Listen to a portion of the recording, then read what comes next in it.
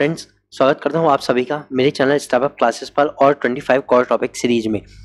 तो फ्रेंड्स, ये 25 core topic की सीरीज चल रही है जिसका धमाकेदार रिस्पांस आप सबकी तरफ से मुझे मिला है। व्यूज़ तो कमाल है, लेकिन व्यूज़ के साथ एक कंजूसी आप कर रहे हो, वो है लाइक बटन की। अगर आप लाइक बटन को भी प्रेस कर देंगे तो मैं समझूंगा मेरी सीरीज धमाकेदार भी है और आपको पसंद भी आ रही है। और अगर लाइक बटन नहीं करे तो कम से कम कमेंट करके मुझे ये तो बता दो मेरे पास कमी क्या है, ठीक है, ताकि मैं उन्हें सुधार सकूं और कुछ अच्छा नया आपके सामने ला सकूं। फ्रेंड्स, अब हम शुरू कर रहे हैं 25 कोर टॉपिक्स में। आज का टॉपिक नंबर 14। टॉपिक नंबर 14 बहुत सोच समझ के लिए आ गया है, बहुत ही इंपॉर्टेंट टॉपिक है, स्टीफन्स लॉ, स्टीफन का नियम। देखिए, इससे जो क्वेश्चन आते हैं वो डेफिनेटली बहुत ईजी वाले क्वेश्चन होते हैं, जनरली न्यूमेरिकल होते हैं, ठीक है। लॉ वगैरह से क्वेश्चन आते हैं, मतलब डायरेक्टली प्रोपोर्शनल, वो तो बहुत ईजी चीज़ें हैं, लेकिन इससे जनरली जो क्वेश्चन आता है न्यूमेरिकल क्वेश्चन आता है। और न्यूमेरिकल क्वेश्चन करना इसका इतना ईजी है, बहुत ही। मैं लगभग हर टाइप के जितने भी प्रीवियस ईयर पेपर हुए हैं उन सबसे क्वेश्चन उठा के यहाँ पे रखे हुए हैं और वो आपको कराऊंगा कि किस टाइप के क्वेश्चन इस लॉ से आते हैं, ठीक है। तो स्टीफन्स लॉ के बारे में इसमें बात करने वाले हैं। फ्रेंड्स, अगर वीडियो अच्छी लगती है तो लाइक करे बिना बिल्कुल मत जाना, और अगर अच्छी नहीं लगती, कोई डाउट है, कोई क्वेरीज है आपकी, तो नीचे कमेंट बॉक्स में लिख के जाना, खाली हाथ मत जाना, ठीक है। खाली हाथ जाना अच्छा नहीं है। तो स्टीफन बोल्ट्जमैन लॉ की बात करते हैं, स्टीफन बोल्ट्जमैन नियम, इसे स्टीफन बोल्ट्जमैन नियम भी कहते हैं। अब ये किसके बारे में बात कर रहा है वो समझाता हूँ। It describe that the total power radiate per unit surface area of a black body as a function of its temperature. ये कह रहे हैं किसी भी ब्लैक बॉडी से, हमने मान लिया कोई एक ब्लैक बॉडी है, ठीक है, कोई भी एक ब्लैक बॉडी है। ब्लैक बॉडी क्या होती है? आइडियल बॉडी होती है विच कैन इमिट और absorb all type of radiation, जो सभी टाइप की रेडिएशन को एब्जॉर्ब भी कर सकती है और इमिट भी कर सकती है। यहाँ फिलहाल बात हो रही है रेडिएशन से, रेडिएशन मतलब इमिटेंस से, जो भी रेडिएशन एनर्जी निकलती है उससे बात कर रहे हैं, ठीक है। जो भी रेडिएशन निकलती है उसकी बात कर रहे हैं। तो ये कह रहे हैं जितनी रेडिएशन हुई उसकी जो पावर है वो डायरेक्टली प्रोपोर्शनल होती है उसके टेम्परेचर के डायरेक्टली प्रोपोर्शनल होती है। अभी इन्होंने पावर वगैरह नहीं बताई, बस ये कहने कि उसका एक फंक्शन होती है, मतलब कि कुछ ना कुछ इनमें रिलेशन हुआ, ठीक। So they are saying that radiant existence और emitted power per unit area is directly proportional to the fourth power of the black body's absolute temperature। तो ये कहना है जो पावर यहाँ से निकलती है पर यूनिट एरिया, ध्यान देना यहाँ पे पर यूनिट एरिया की बात हो रही है, तो पर यूनिट एरिया वो उसके टेम्परेचर के फोर्थ पावर के डायरेक्टली प्रोपोर्शनल होती है। यानी विकिरित जो उत्सर्जन हुई, कितनी इससे रेडिएशन निकली, वो उस कृष्णिका के परम ताप की चतुर्थघात के समानुपाती होती है या अनुक्रमानुपाती होती है। समझ गए ना बात? तो ये है। अब यहाँ से बात करते हैं कि कितनी एनर्जी निकली। अगर हमें एरिया नहीं दिया हुआ है तब हम एनर्जी निकाल सकते हैं, E is equal sigma T to the power 4, ठीक है। E is equal sigma T to the power 4। अब यहाँ ध्यान देना, ये पावर नहीं है, यहाँ हम पावर की बात नहीं कर रहे, पावर की बात होती है एरिया के साथ। उसने कहा ना पर यूनिट एरिया, तो पावर हम जब निकालेंगे जब हमें एरिया दिया हो, अगर नहीं है तो हम सिर्फ एनर्जी निकाल रहे हैं। तो एनर्जी कितनी निकलती है? Sigma T to the power 4, ठीक। अब पावर कितनी निकलेगी? पावर हो जाएगी E इंटू ए, जितनी एनर्जी निकली मल्टीप्लाई एरिया से कर दो। उसने तो कहा था पर यूनिट एरिया चाहिए, तो एरिया से मल्टीप्लाई कर दिया, दैट्स इट, ठीक। अब यहाँ पे आप कहोगे सर सिग्मा कहाँ से आ गया? अभी हम टी टू द पावर 4 कर देते, वो समझ में आया कि टेम्परेचर के डायरेक्टली टेम्परेचर के फोर्थ पावर के डायरेक्टली प्रोपोर्शनल है, उससे आ गया। सिग्मा कहाँ से आया? तो सिग्मा ही तो बोल्ट्जमैन कांस्टेंट। सिग्मा क्या है? स्टीफन बोल्ट्जमैन कांस्टेंट होता है, इसकी वैल्यू फिक्स है 5.67 इंटू 10 टू द पावर -8, ठीक है, इसकी वैल्यू फिक्स है। तो ये आप याद रखिएगा जरूर, सिग्मा की वैल्यू। अब इतनी बात तो समझ में आ गई, ठीक है। ठीक है, हमारा एब्सोल्यूट टेम्परेचर है ब्लैक बॉडी का, बात करते हैं, खत्म। अब यहाँ से पावर कितनी इमिटेड होगी? तो पावर इमिटेड क्या हो जाएगी? E मल्टीप्लाई बाई ए, तो E मल्टीप्लाई ए कर दो, यानी कि जो हमारा sigma T to the power 4 था उसमें ए की मल्टीप्लाई होगी, ए आ गया। अब यहाँ पे एक और ये चीज़ आ रही है, that is called the epsilon. क्या कहते हैं इसे? एप्सिलॉन, ठीक है। अब ये जो एप्सिलॉन है इसका क्या यहाँ पे सिग्निफिकेंस है, ये समझिए। देखो, हम बात करते हैं ब्लैक बॉडी की, लेकिन ऐसा तो नहीं है सिर्फ ब्लैक बॉडी ही रेडिएशन को इमिट करती है, नहीं। ब्लैक बॉडी के अलावा अगर हम स्टार की बात करें, सन की बात करें, हम किसी मेटल की बात करें जिससे हमें हीट मिल सकता है, अगर उसमें टेम्परेचर हो, ठीक है, कुछ ना कुछ टेम्परेचर अगर उस पर है तो हीट मिल सकती है, और अगर हीट मिल रही है तो टेम्परेचर जरूर होगा।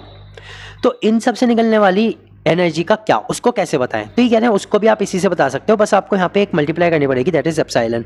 एप्सिलॉन को मल्टीप्लाई करना पड़ेगा। Epsilon is the emissivity of every substance, ठीक है, पर्टिकुलर सब्सटेंस की।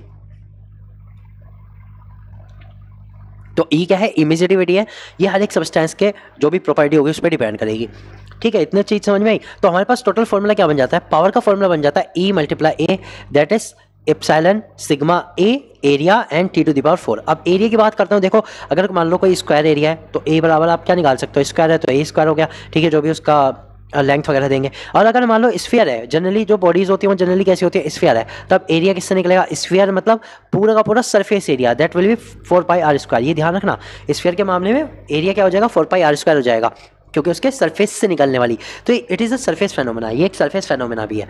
इतनी बात तो क्लियर हो गई आप सबको, ठीक है। तो फॉर्मूला एक छोटा सा है ये वाला, P is equal epsilon sigma A to the power 4। अगर एरिया नहीं दिया हुआ है, तो समझ लीजिए ई आप निकाल रहे हैं।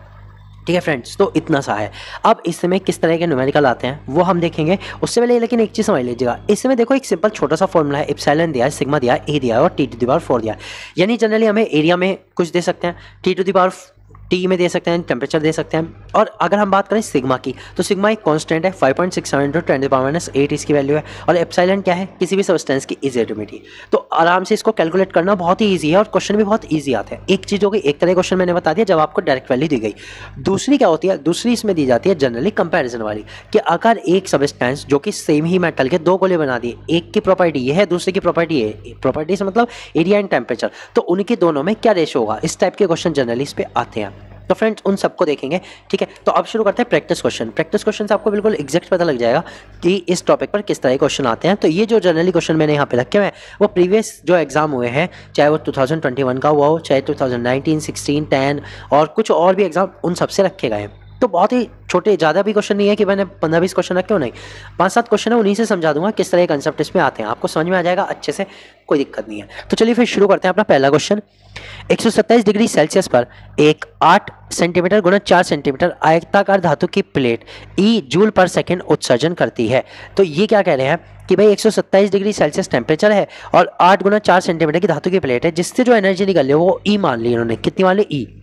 ठीक, अभी कहने यदि उसकी लंबाई और चौड़ाई दोनों आधी कर दी जाती है और तापमान को 327 डिग्री सेल्सियस तक बढ़ाया जाता है, तो उत्सर्जन की नई दर क्या होगी। देखा, ये कैसा क्वेश्चन है, कंपैरिजन क्वेश्चन है। उसने पहले टेम्परेचर दिया, पहले उसकी साइज दी, ठीक है, तब तो एनर्जी जो निकल रही थी वो ई थी। अब उसने कहा कि अगर मैं लंबाई चौड़ाई को आधा कर दूं, ठीक है, जाहिर सी बात है एरिया भी चेंज होगा, और तापमान को बढ़ा दूं, तब ई कितनी है। तो ये कंपैरिजन क्वेश्चन है। अब यहाँ कंपैरिजन देखो किस तरह से आएगा। इसमें अगर हम बात करें कि क्या चीज़ सेम है इसमें सिग्मा की वैल्यू, सिग्मा जो है दैट विल बी सेम 5.67, तो उसको रखने की जरूरत हमें नहीं पड़ेगी क्योंकि कंपैरिजन क्वेश्चन है।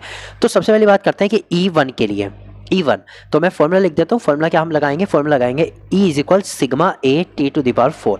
ये वाला फॉर्मूला मैं यूज़ करने वाला हूँ। तो E1 की अगर मैं बात करूँ तो सिग्मा सेम रहेगा, A दैट इज A1 और T1 टू द पावर 4, ये हो जाएगा। अब मुझे बताओ E1 क्या है। E1 जो है यहाँ पर E दिया हुआ है, ठीक है, उसने कहा कितनी उत्सर्जन की दर, E है, ठीक है, तो E1 बराबर E हो गया। सिग्मा सेम रहता है, A1 बराबर कितना है, A1 दैट इज एरिया 8 गुना 4 हो जाएगा, दैट इज 8 × 4 = 32 सेंटीमीटर स्क्वायर हो गया। ओके, अब टेम्परेचर की बात करते हो T1 की, वो कितना है 127 डिग्री सेल्सियस, और 127 डिग्री सेल्सियस प्लस कर दो 273 केल्विन में हमें रखना होता है, तो हो जाएगा 400 केल्विन। कितना हो जाएगा 400 केल्विन, ठीक है, ये तो E1 हो गया। अब बात करता हूँ E2 की। E2 हमें कैलकुलेट करनी है, E2 ही रख लेंगे, ठीक। और अब उसने कहा लंबाई और चौड़ाई दोनों आधी कर दी, ठीक है। अगर लंबाई चौड़ाई आधी कर दूं तो एरिया कितना हो जाएगा बताओ। अगर मैं लंबाई की आधी करूं दैट इज 4, चौड़ाई की आधी करूं 2, तो 4 × 2 that will B 8 centimetre square area रह जाएगा। ओके, अब टेम्परेचर उसने कितना करा, T2 कितना करा 327 डिग्री सेल्सियस, 327 डिग्री सेल्सियस, तो ये कितना हो जाएगा, ये हो जाएगा 600 केल्विन। भाई 200 बढ़ा दो बस सीधे सीधे, तो बढ़ गया, तो 600 केल्विन हो गया। अब इन दो में कंपैरिजन है, E2 में और E1 में। तो उत्सर्जन की दर बतानी है सेकंड वाले में, तो E2 / E1 बराबर क्या होगा बताओ, sigma A2 T to the power 4 upon sigma A1 T1 to the power 4, यहाँ से आएगा। ये चीज़ है हमें जो कैलकुलेट करनी है। अब बस इसी को हम सॉल्व करेंगे तो हमें आंसर मिल जाएगा। दैट इज E2 जो हमें बताना है, E1 कितना है, E है, उसने दिया हुआ है, E1 को E रखना है, रख दिया, और सिग्मा दोनों में सेम है तो सिग्मा तो हटा ही दूँ, कट जाएगा। तो A2 कितना है, A2 हो गया हमारा 8, A1 कितना है 32 इंटू T2 कितना है बताओ, T2 कितना है 600 अपॉन 400, ठीक है, टू द पावर 4। भाई T1 कितना है 400, तो रख दिया सब कुछ। अब इसे कट करके अगर हम देखें तो E2 बराबर कितना आ जाएगा, E2 बराबर कितना आ जाएगा, देखो 1/4 हो गया, ये 3/2 हो गया, 3/2, तो ये हो गया 1/4 into 3/2 the power 4, that will be E into E, इधर से ई मैं इधर ले जा रहा हूँ, ठीक है, तो इंटू ई हो गया, ये हो गया। अब E2 बराबर कितना हो गया, E2 बराबर हो जाएगा देखो 3 की पावर 4 ये आएगा 81 अपॉन 2 की पावर 4 60 इंटू 4 दैट इज 64 ई। तो ये हमारा आंसर आ गया कि जो एनर्जी हुई बाद में एनर्जी हुई वो फर्स्ट वाली एनर्जी का 81/64 टाइम्स है, ठीक है, ये हमारा आंसर हुआ, that is B is the answer. कितना आंसर आया इसका, बी आंसर आया। तो ये कंपैरिजन क्वेश्चन है, कंपैरिजन क्वेश्चन में हमेशा ऐसे ही करना पड़ेगा। तो कंपैरिजन क्वेश्चन के लिए फॉर्मूला ये वाला लग जाएगा जो मैंने इधर लिखा हुआ है। अब देखो हमने इसमें क्या चीज़ नहीं रखी, हमने इमिजिटिविटी नहीं रखी, रखना तो मुझे सिग्मा भी नहीं चाहिए था, लेकिन आपको फॉर्मूला अधूरा लगता है। इमिजिटिविटी इसलिए नहीं रखती क्योंकि एक ही सबस्टेंस है, उसी में हमने कुछ जो किया है उसी में किया है। तब अगर वो कई सबस्टेंस भी अलग अलग है तब आपको रखना है। अगर वो ये नहीं देता ना कि वो सबस्टेंस अलग अलग है, तब तक आपको इमिजिटिविटी की वैल्यू, सिग्मा की वैल्यू सेम रखनी है कंपैरिजन क्वेश्चंस में। चलते हैं फ्रेंड क्वेश्चन नंबर 2 पर। A spherical black body of 10 centimeter radius is maintained at 327 degree Celsius. What is the power radiated? अब ये क्वेश्चन बहुत अच्छा है। देखो इसमें बहुत सारी चीज़ दी हुई है। सबसे पहले इन्होंने दिया है 10 सेंटीमीटर रेडियस। स्फेरिकल बॉडी है जिसकी रेडियस कितनी है, 10 सेंटीमीटर की रेडियस है, ठीक। और जो टेम्परेचर दिया हुआ है, टी जो दिया हुआ है वो कितना दिया हुआ है, 327 डिग्री सेल्सियस। इससे निकलने वाली पावर बतानी है। ये क्वेश्चन की अगर मैं बात करूँ ना, ये डायरेक्टली जो क्वेश्चन है वो जो फॉर्मूला है हमारा उस पर बेस्ड है, ठीक। सिग्मा की वैल्यू इन्होंने दे दी, तो फॉर्मूला क्या लगेगा, फॉर्मूला लगेगा P इज इक्वल क्या लगेगा, sigma A T to the power 4। अब बात करते हैं ए कितना होगा, यहाँ पर ए होगा 4 पाई आर स्क्वायर। अब क्योंकि देखो अब हमें ये ध्यान देना है, हमें जो रेडियस दी हुई है वो सेंटीमीटर में दी हुई है। किस में दी हुई है, सेंटीमीटर में, जबकि हमारी जो सिग्मा की वैल्यू है वो हमें दी है मीटर में। समझ रहे हो, सिग्मा की वैल्यू किस में है, मीटर में है। तो क्या मैं ये फॉर्मूला रख सकता हूँ, मैं ये फॉर्मूला नहीं रख सकता। क्यों नहीं रख सकता, मतलब मैं सेंटीमीटर में नहीं रख सकता, क्यों, क्योंकि इसमें वो जो सिग्मा है उसकी वैल्यू मीटर में है, तो मुझे पहले सेंटीमीटर को मीटर में कन्वर्ट करना पड़ेगा यहाँ से। तो जब मैं एरिया निकालूंगा तो मैं आर को कितना रखूंगा, आर कितनी है 10 सेंटीमीटर, जिसको मैं रखूंगा 0.1 मीटर, ठीक है, 0.1 मीटर रखूंगा। समझ गए ना बात मैं क्या कर रहा हूँ यहाँ पे, क्योंकि सेंटीमीटर में दी हुई है इसलिए मैंने मीटर में रखी। अगर मुझे सिग्मा की जरूरत ना पड़ती तो मुझे रखने की भी जरूरत नहीं थी सेंटीमीटर मीटर में, मैं फिर ऐसे कर लेता। अगर मुझे सिग्मा की जरूरत ना होती तब मैं रेडियस जो या एरिया जो था वो सेंटीमीटर मीटर में रख के निकाल सकता था अगर कंपैरिजन वाला होता। लेकिन यहाँ पे क्योंकि सिग्मा की वैल्यू भी रखनी है इसलिए मैंने वो सेंटीमीटर को मीटर में कन्वर्ट किया, ठीक है। अब देखो टेम्परेचर की बात करते हैं। टेम्परेचर किस में रखना होता है, टेम्परेचर केल्विन में रखना होता है। 327 से 273 और जोड़ो कितना हो जाएगा, 600 केल्विन हो जाएगा, ठीक। तो पावर कितनी हो जाएगी, पावर लगा लो जल्दी से। देखो सिग्मा की वैल्यू रखते हैं 5.67 इंटू 10 की पावर -8 हो जाती है, ठीक है। एरिया कितना है, एरिया होता है 4 पाई आर स्क्वायर, तो 4 मल्टीप्लाई पाई मल्टीप्लाई ये हो जाएगा 0.1 का स्क्वायर, दैट विल बी, ये आंसर देगा 0.04 पाई।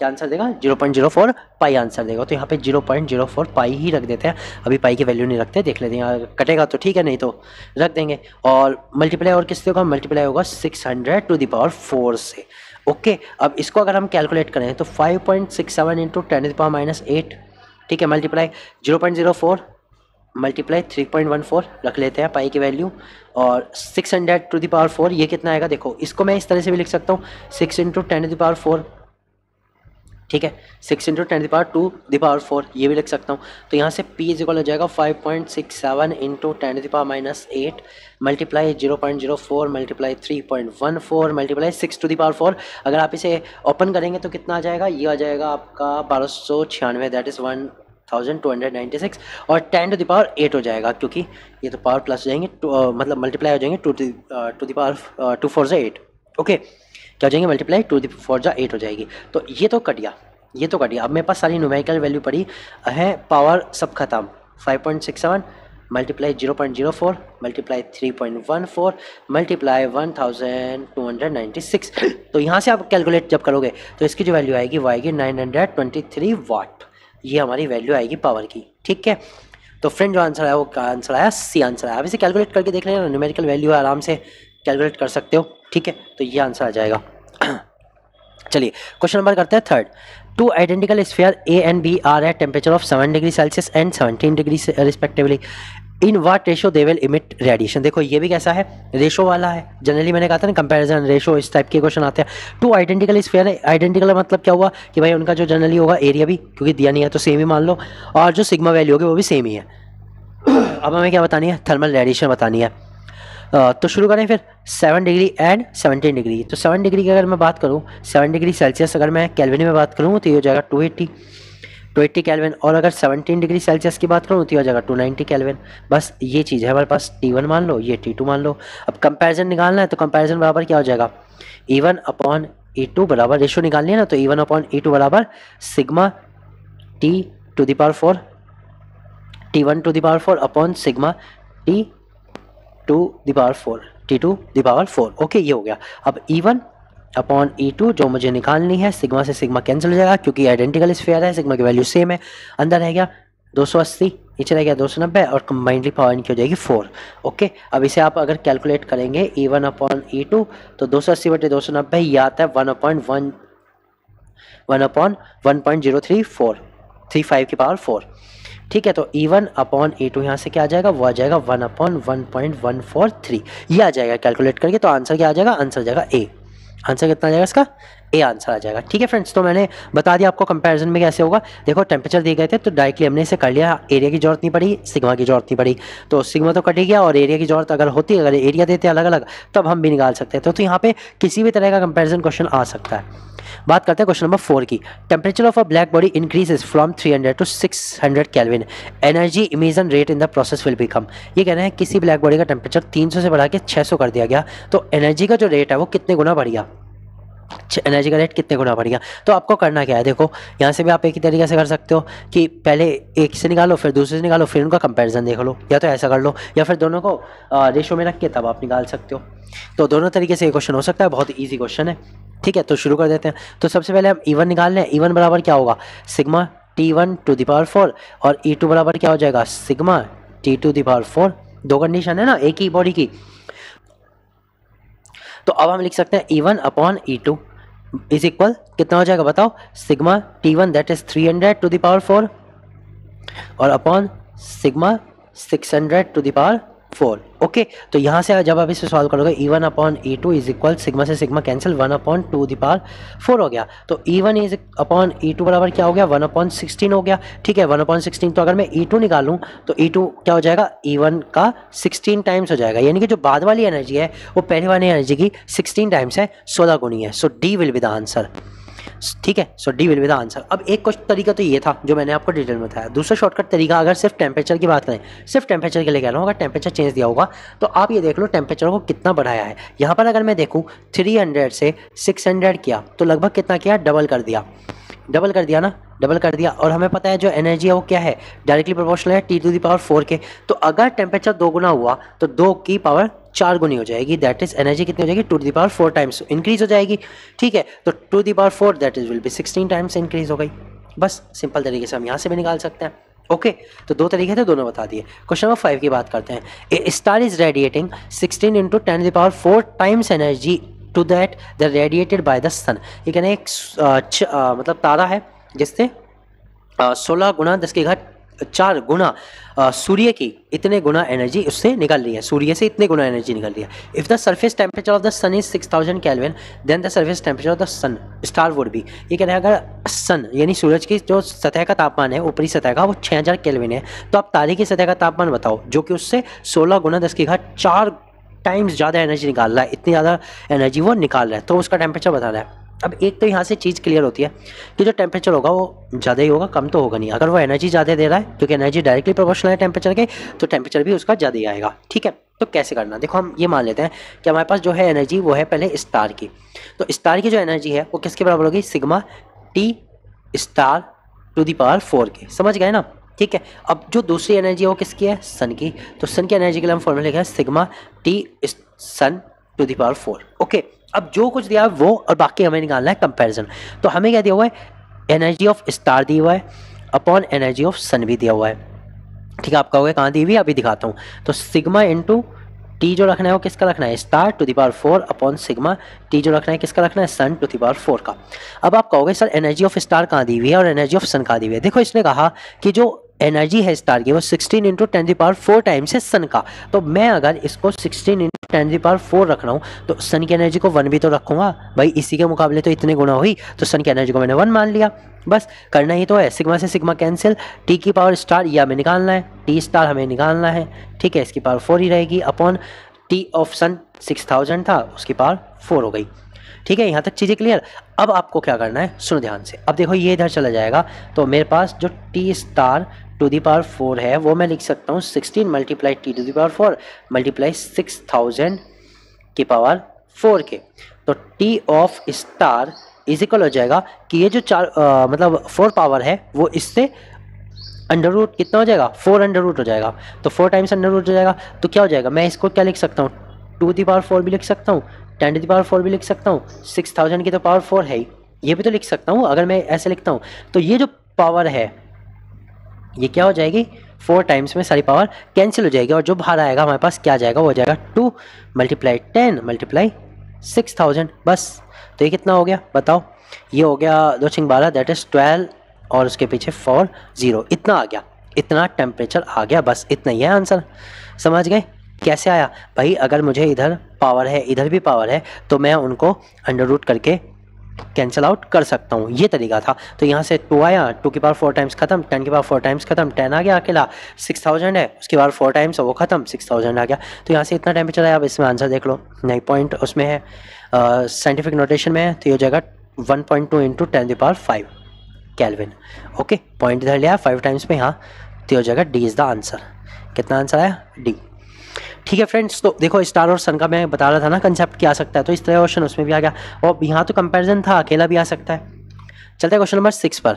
Spherical black body with a radius of 12 centimetre radiates 450 watt power at a temperature of 500 kelvin. तो बहुत ही अच्छा क्वेश्चन है। इन्होंने कहा कि एक वो है ब्लैक बॉडी जिसकी रेडियस 12 सेंटीमीटर है, ठीक है, टेम्परेचर जो है उसका 500 केल्विन है और जो इससे पावर निकल रही है वो कितनी है? 450 वाट है। ये चीज़ें उसने दी। If the radius were half and the temperature double the power radiated in watt would be. अब ये कह रहे हैं इन्होंने क्या करा, रेडियस को तो हाफ कर दिया, ये R1 मान लो, तो R2 कितनी कर दी इन्होंने? 6 सेंटीमीटर कर दी।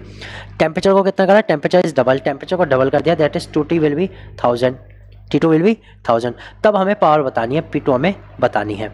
ठीक, कैसे निकालोगे? एक ही तरीका है कंपैरिजन का, बस यहाँ पे ध्यान दो, रेडियस दी हुई है, एरिया रखना पड़ेगा। तो एरिया विल भी क्या होगा? 4 पाई R1 का स्क्वायर, ठीक है, इससे निकाल देंगे। दूसरे वाले में 4 पाई R2 का स्क्वायर से निकाल देंगे। ठीक, अब R1 जो है सेंटीमीटर में है, मीटर में निकाल लो या सेंटीमीटर में भी रख के निकाल सकते हो, कोई दिक्कत नहीं है। क्योंकि अब सुनो, अब क्यों मैं रख रहा हूँ, मुझे यहाँ सिग्मा की जरूरत नहीं पड़ रही। अगर मुझे सिग्मा की जरूरत पड़ती ना तो मैं ये देखता सिग्मा की जो यूनिट दी है वो मीटर में है, सेंटीमीटर में दी हुई है।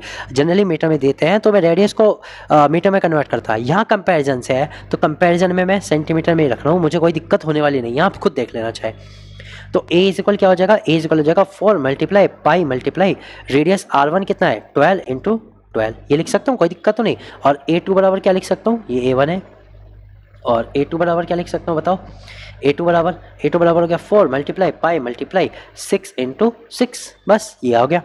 अब इन सब की वैल्यू, ये वाली वैल्यू, पावर की वैल्यू और T1 की वैल्यू रख के इनका रेशो निकाल दो। तो P2 अपॉन P1, क्योंकि हमें P2 की बतानी है, ठीक है, तो P2 ऊपर P1 नीचे, तो sigma into A2 into T⁴ upon sigma into A1 T⁴।